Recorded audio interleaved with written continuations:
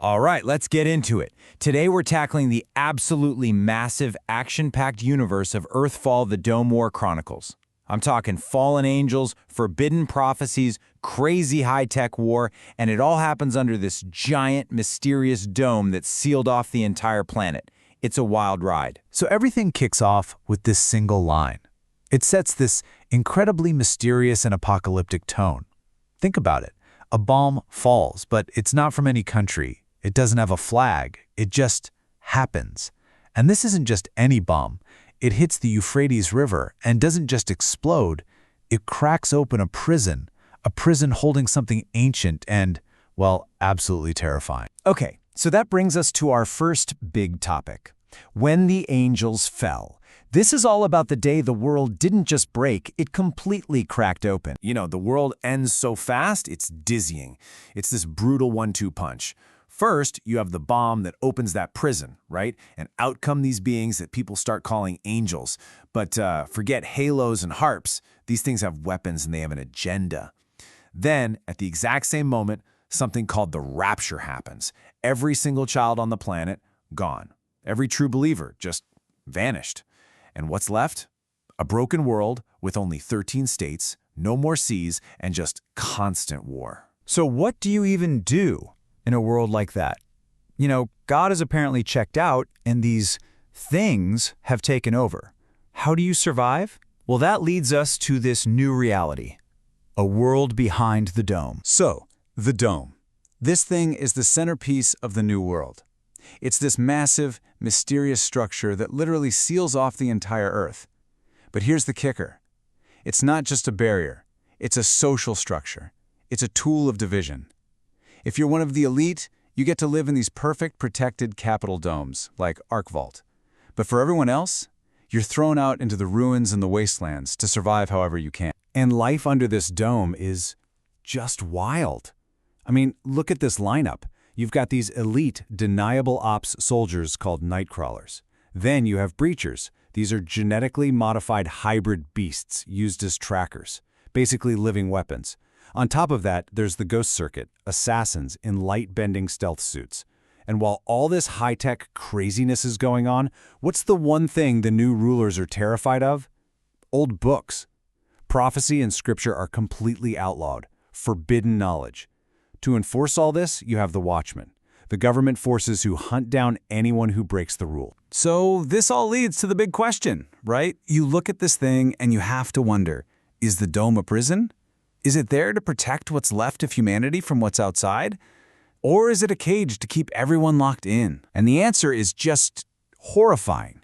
It comes from a message left behind by Papa, a legendary Nightcrawler leader. He says it's a farm jet, a damn soul farm. It's not a prison, it's not a shield, it's a farm.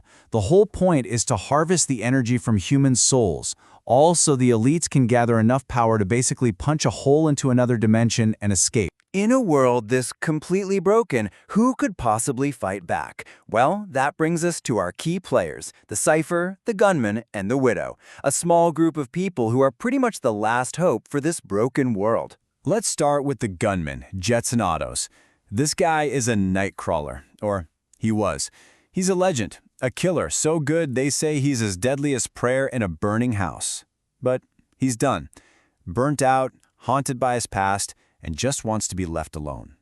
Of course, that's not how these stories work. He gets dragged right back into the fight. And this quote from his old mentor, Papa, really nails the weight Jetson carries. You kill too long, the dead start whispering. You can just feel the psychological toll of that life. He's a man haunted, literally, by what he's done. Then there's Lyra Vonn, the Cipher, and she is fascinating. She's a complete skeptic. She believes in sound, in frequencies, not in God. But here's the incredible part. Living in an old church tower, she discovers she has this ability to hear outlawed prophecies that have been hidden inside the sound waves of the church bell. The very thing she doesn't believe in is speaking directly to her. And this is her turning point. The bell said he was coming, the bell never lied. Suddenly, the science she trusts is delivering prophecies she doesn't, and it's telling her about Jetson, pushing this total non-believer right into the middle of a holy war. And finally, we have Sable Lorne, also known as Widowfire. She's an ex-nightcrawler, just like Jetson, and she's their demolition specialist. She was betrayed by the system, left for dead, and now she is back with a serious grudge. Her entire mission is vengeance. Yeah, this quote pretty much sums her up. Grief? I passed grief back in 44. You want me to blow something up? Just say it.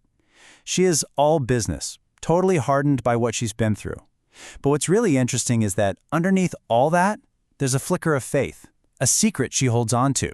Okay, so you've got the sci-fi, you've got the gritty action, but this is where things go from weird to absolutely biblical. This is where ancient scripture stops being a history lesson and becomes a battle plan.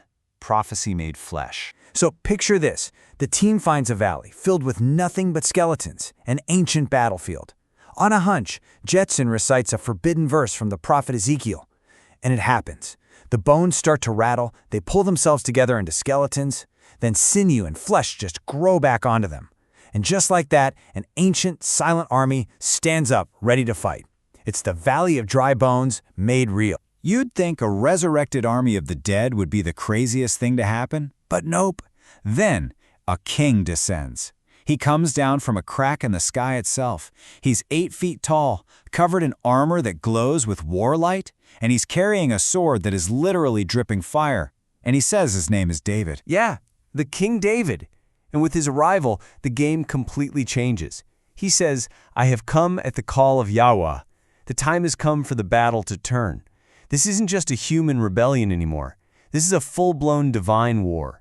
Heaven has officially entered the chat. So where does all this lead? To a final massive showdown. The last crack in the sky. The final reckoning. The goal isn't just to win a battle anymore. It's to break the sky itself and bring the whole rotten system down for good. And right before it all goes down, we get this really beautiful, poignant line from Mara, a character who is a keeper of memories. She tells Jet, "If I don't make it, know I saw the stars already." It just perfectly captures the sacrifice and the hope all wrapped up in this final moment. She's seen freedom, even if she won't live to enjoy it. And the ending is just boom, boom, boom, a rapid-fire final judgment. Mara does fall, but a beam of light takes her body up through the breach in the dome. David and his angel armies sweep through and just cleanse the rest of the enemy forces. Fire literally rains down from heaven and vaporizes the oligarchs in their strongholds. And then the whole dome just collapses, burying the old, corrupt world under it. Our heroes, the remnant, watch it all happen from a mountaintop. And as they stand there, looking out over the wreckage of the old world and the beginning of a new one, Jetson says the line that becomes their promise, their vow. Let no one ever cage the sky again. So the dome is gone. The war is over. They won. But the story leaves you with this chilling final question. What happens when heaven falls silent? They're free, sure, but the divine power that saved them is now gone, and you're left wondering, what now?